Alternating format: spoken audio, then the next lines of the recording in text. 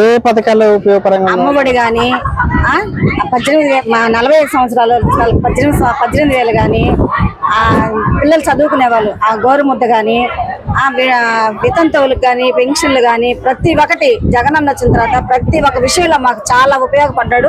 ఆయన కోసం మేము ఏమైనా చేయగలని చెప్పి ఇష్టపడుతున్నాం. ఇంతకుముందు హయాంలో చంద్రబాబు హయాంలో రాష్ట్రం ఎలా ఉండేది, ఇప్పుడు ఎలా ఉన్నది? వాడు ఒక పప్పు శుద్ధ, అంతకు మించి ఇంక దేనికి పనికిరాడు. వాస్తవంగా చెప్పాలంటే జగనన్నని పిల్లబచ్చా అన్నాడు.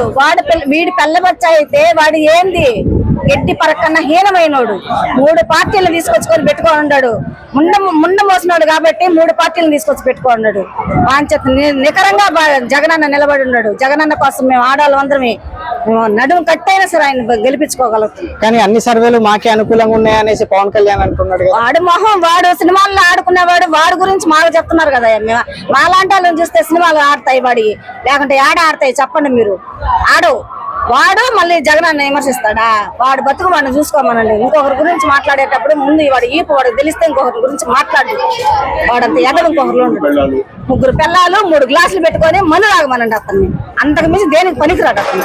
వచ్చే రోజుల్లో జగన్మోహన్ రెడ్డి గారు మళ్ళీ అధికారంలోకి వస్తే మొదటిగా ప్రాధాన్యం దేనికి ఇస్తారనేసి మీరు అనుకుంటున్నారు? మహిళలకు ఇస్తాడు. రైతు భరోసా కానీ, రైతు భరోసా చెప్పున్నాడు, అమ్మఒడి చెప్పున్నాడు. అమ్మఒడి 15,000 ఇస్తుంటే ఇంకా 2,000 ఎక్స్ట్రా పెంచాడు. పెన్షన్లు వచ్చి 500 పెంచాడు. చంద్రబాబు నాయుడు మేనిఫెస్టివల్ వదిలితే దాంట్లో మోడీ ఏమన్నా ఆయనకు మద్దతు ఇచ్చాడా చెప్పండి? అది ఇవ్వనప్పుడు అతను ఎట్లా చేయగలుగుతాడని చెప్పిన ప్రజలు నమ్ముతున్నారు. ప్రజల్లోకి స్పందన రావాలి. జగనన్న కోసం ప్రాణం ఇవ్వాలి. గడిచిన 5 సంవత్సరాల్లో పేదలకి, ముఖ్యంగా రైతులకి బ్రహ్మాండంగా చేశాడు. ఎట్ట చేసినాడంటే, ఇప్పుడు ఒక కులం మొత్తం ఎవరు ఏమనుకోవాలా, ప్రతి ఒక్కరికి 60 ఏళ్ళు నిండిని అంటే ప్రతి ఒక్కరికి 3,000 రూపాయలు పింఛన్ ఇచ్చేసాడు.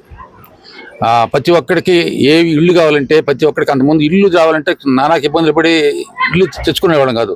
ఇవాళ ఎంతమందికి ఇల్లు కావాలా, ఎంతమందికి ఇళ్ళ స్థలాలు కావాలా అనేది 31 లక్షల మందికి ఇళ్ల స్థలాలు పట్టాలు ఇచ్చారు. వాటిలో కొన్ని మధ్యలో ఆగిపోయి ఉన్నాయి, కానీ అవి కూడా పూర్తి చేస్తాడు మహానుభావుడు. అవి చేసినాడు. ఇంకా ఎక్కువ పేదలకి, రైతులకి రైతు భరోసా, ప్రతి ఒక్కడికి ఉన్ని వాటి రైతు భరోసా ఇచ్చాడు. ఇంకా ఆయన చెప్పిన ఇంకా నాకు గుర్తు రాలా. ఆయన అన్ని పథకాలు చేసినాడు అనమాట ఆయన. కాబట్టి ఆయన పరిపాలన బ్రహ్మాండంగా ఉంది.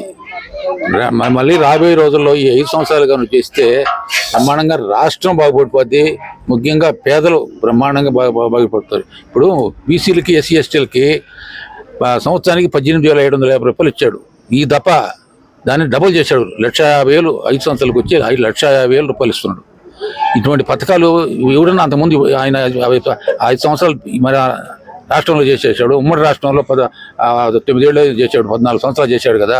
ఇట్లాంటి 14 సంవత్సరాల్లో ఎప్పుడన్నా పేదలకి 10 రూపాయలు చేసిన గుర్తు ఏమైనా ఉందా? ఆయన చేసిన పథకాలు ఇవాళ ఇప్పుడు ఏదో అది చేస్తాను, ఇది చేస్తాను, ఇది ఒడగబెడతాను, ఏమన్నా నమ్ముతారా? ఆ రోజు ఏమన్నాడు ఆయన, చంద్రబాబు నాయుడు, మీకు రుణమాఫీ చేసేస్తానన్నాడు.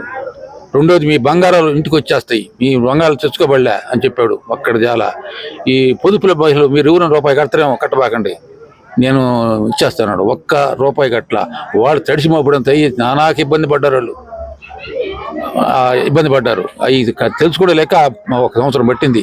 మళ్ళీ ఇప్పుడు లైన్లో పడి ప్రతి ఒక్కరికి పొదుపు 2 లక్షలు ఇస్తున్నాడు. ఒక మనిషికి వచ్చి 2 లక్షలు, ఇప్పుడు మళ్ళీ 3 లక్షలు ఇస్తున్నాడు.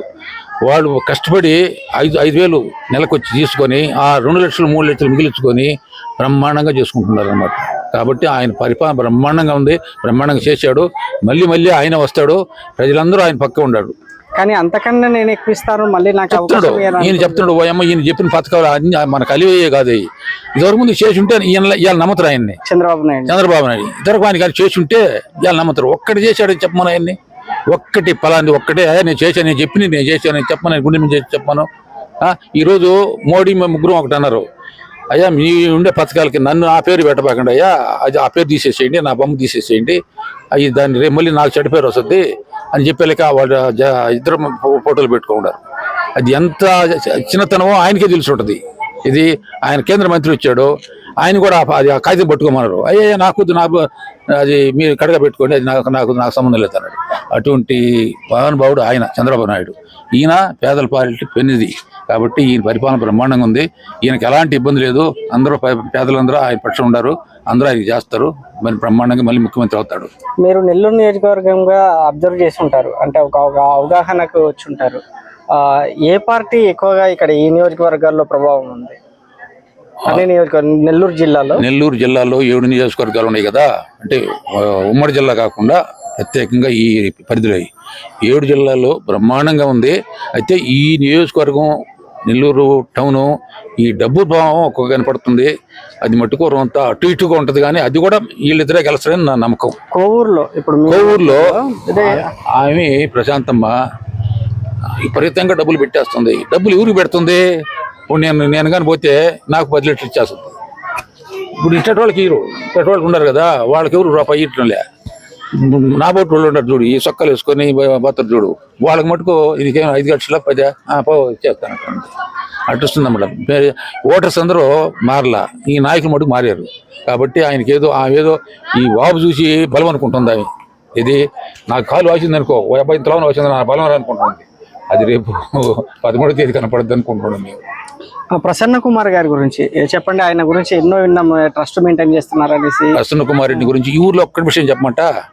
ఈ ఊరు మళ్ళీ ఊర్లు పడలే. ప్రసన్న కుమార్ రెడ్డి గురించి ఈ ఊర్లో ఈ సిమెంట్ రోడ్లు మొత్తం వేసేసాడా. కాబట్టి ఆ పక్క కొద్దిగా ఉండి వాటర్ ట్యాంకీ ఆయన అంతకుముందు 5 ఏళ్ళు ఈ పోలంరెడ్డి శ్రీనివాసరెడ్డి చేశాడు. ఏమన్నా మంచినీళ్ళు లే, ఆ వాటర్ ట్యాంకీ అక్కడ కట్టించాడు. వచ్చేసారి ఇప్పుడు 7 జిల్లాలో లేదు, కొన్ని ఓడల్లో లేదు. 20 ఏళ్ళ నాడు కట్టించిన వచ్చేసారు. దానివల్ల ఫుల్ ట్యాంక్ చేసి వదిలితే మళ్ళీ అందరికి బ్రహ్మాండంగా మంచినీళ్ళు వస్తూ ఉన్నాయి.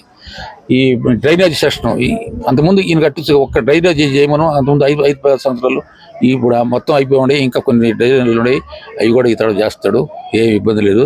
బ్రహ్మాండంగా ఈ గ్రామానికి డెవలప్మెంట్ చేసింది ఆయన. మా స్కూల్ చూడుకోండి ఒకసారి ఎట్టుందో ఆ స్కూలు, ఆ పిల్లకాయలు ఇంతకుముందు ఎంత బ్రహ్మాండంగా ఫ్యాన్లు కానీ ఇప్పుడన్నా ఉండియా. ఎన్నో ఏళ్ళు చేశారు కదా ఆయన ప్రభుత్వంలో. ఆ స్కూల్ ఎట్టుండిందో ఇప్పుడు ఎట్టుందో చూడండి. ఈ గ్రామం పేరేంటి? రాచర్లపాడు గ్రామం, రేగడి జిల్లా పంచాయతీ, కోవూరు నియోజకవర్గం, కొడలూరు మండలం. అది ఇప్పుడు విజయసాయి రెడ్డి గారు కూడా ఇప్పుడు నెల్లూరు నియోజకవర్గంలో ఎంపీగా పోటీ చేస్తున్నారు. మరి ఆయన విధి విధానాలు ఎలా ఉన్నాయి? ఆయన ప్రత్యర్థులకు పోటీని ఇవ్వగలరు? అదే మనం ఆయన గురించి మనం చెప్పుకోకూడదు, మనకి పెద్దగా తెలియదు. అయితే ఈయన మటుకు ఎవరు మన వేమిరెడ్డి ప్రభాకర్ రెడ్డి, ఆయన గురించి మనం చెడ్డగా కూడా చెప్పుకోకూడదు. ఆయన 5 సంవత్సరాలు ఈ రాజ్యసభ సభ్యుడిగా ఉన్నాడు. ఆయన కూడా కొన్ని మంచి పథకాలు చేశాడు. ఆయన మటుకు ఎందుకంటే వైఎస్ఆర్సీపీలో కొన్ని ముఖ్యమైన ఈయన కూడా ఒకరు. వైఎస్ఆర్సీపీలో ఇప్పుడు 4 ముఖ్యులు ఆయన జగన్మోహన్ రెడ్డికి 4 ముఖ్యులు. 4 అంటే ఎవరంటే విజయసాయి రెడ్డి ఒకడు, ఆయన సజ్జల రామకృష్ణారెడ్డి, వైవి సుబ్బారెడ్డి, ఈయన వేమిరెడ్డి ప్రభాకర్ రెడ్డి. ఈ 4 మనం ఎట్టడమో ఆ జగన్మోహన్ రెడ్డి అమ్మడి కూర్చొని ఫోన్ చేసుకొని బ్రహ్మాండంగా మాట్లాడుకుండే మనుషులు వీళ్ళు. మా మహానుభావుడు ఎందుకు మారాడో మాకందరికీ భలే బాధ కలిగింది. ఆ వేమిరెడ్డి ప్రభాకర్ రెడ్డి మారాడనిలకి జిల్లా కథలం అయిపోయింది. ఆయన మారినలకు మాకందరికి బాధ కలిగింది. ఆయన అభిమానులు మేము కూడా. Please subscribe .news.